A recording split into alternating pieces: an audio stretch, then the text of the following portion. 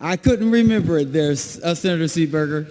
Senator Seeberger. Thank you, Mr. President. That happens to me all the time.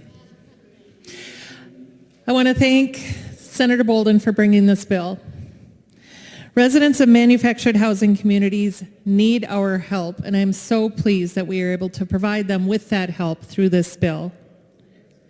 I have members of my community, my manufactured home community, who have been sitting through patiently since we came on the floor to hear this bill, and I'm proud of their resilience, and I'm proud to stand here on the Senate floor and acknowledge their needs and vote in favor of helping them today. Included in my district is a manufactured housing community called Cimarron. Cimarron is in Lake Elmo.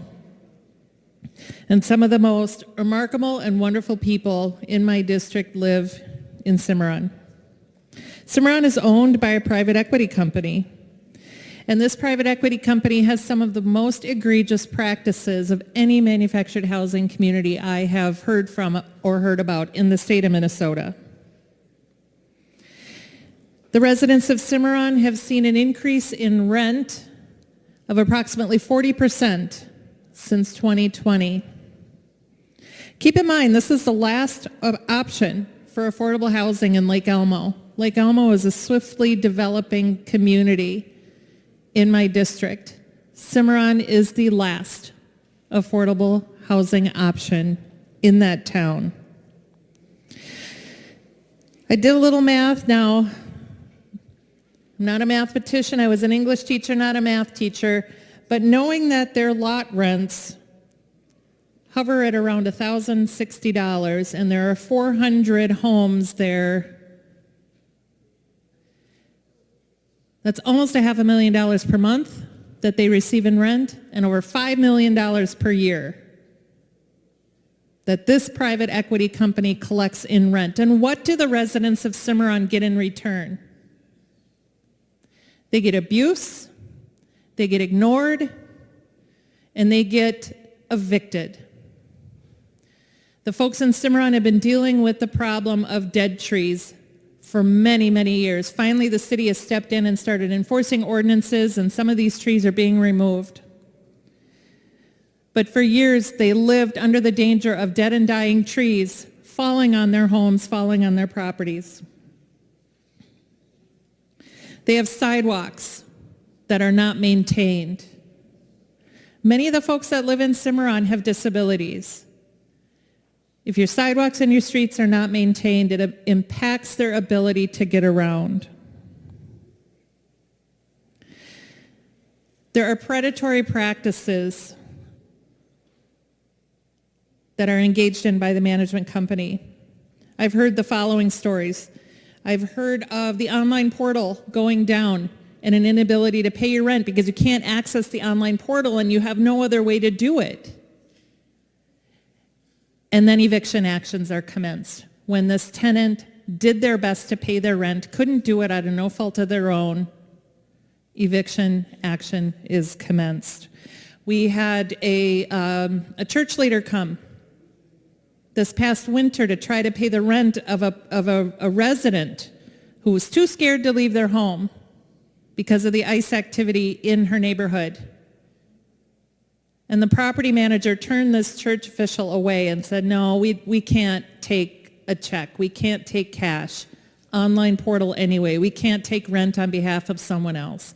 If a church takes a collection and comes to pay a parishioner's rent, it is incomprehensible to me that a property manager would turn that person away and instead opt for eviction. In Cimarron, they have arbitrary rules, and the rules change. Where you can park, where you can't park. I can't tell you how many times a resident has told me that they've come out to find their car gone. It's been towed. Why? Because the rules on where you could park changed with no notice to them. How do you think this impacts their ability to go earn a living? If they get up in the morning to go to their job and their car is gone, now they have to figure out where the car is. They have to get a ride to the impound lot. They have to get the money together to pay the impound fees. All because management changes the rules arbitrarily and without notice.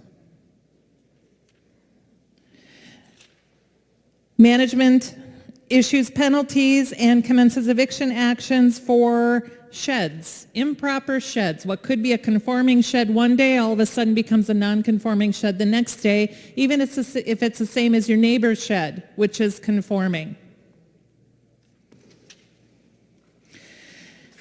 The residents of Cimarron have told me for years that park staff have been unavailable, disrespectful, and downright abusive, and I have seen that personally myself. Last winter, one of the homes was lost in a fire. The displaced family had been offered another home in that community for rental, but management stood in the way. I went out to view the damage from the fire along with the mayor of Lake Elmo, a city council member, and a few other people. We had let the property manager know we were coming. When we went to the property management office to speak to them, they would not let us in. They would not take our call. They would not answer the door. We knew they were there. We could see the movement, but they would not come and speak to us.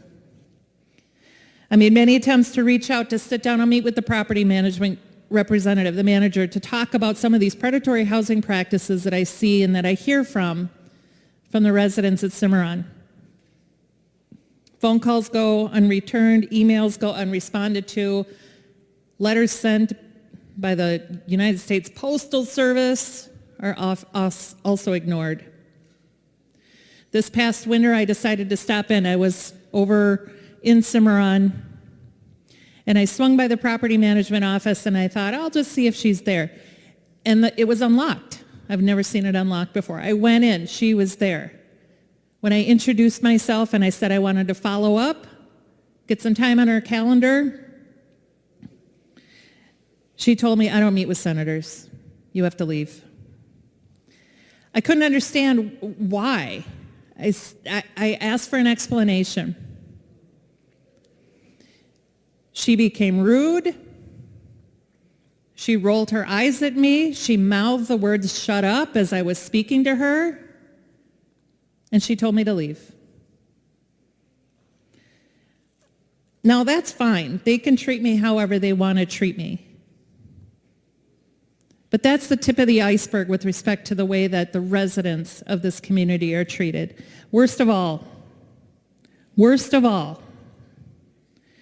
during Operation Metro Surge, this property manager actively cooperated with ICE. Not only did they allow ICE on the property, they facilitated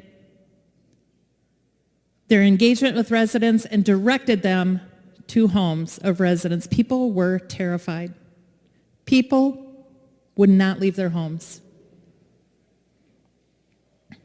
It was a terrible situation. I remember getting texts early on a Saturday morning or Sunday morning from one of the residents, and I jumped in my car and I went over there, and we were two women with bedhead and in our pajamas and standing there in the middle of winter to try to provide support to the residents of Cimarron and keep them safe from the activities of ICE. I heard a resident tell me about the attempt to evict him by not giving him notice of an eviction proceeding. They would tell the court they gave him notice of the proceeding, but in reality, he never got it. They would post it on the door and take it down. He went to court 4 times, and each time the eviction action was dismissed because the court found he had not gotten notice. Now, every day he wakes up and he checks the Minnesota court filing website to see if they're trying to evict him again.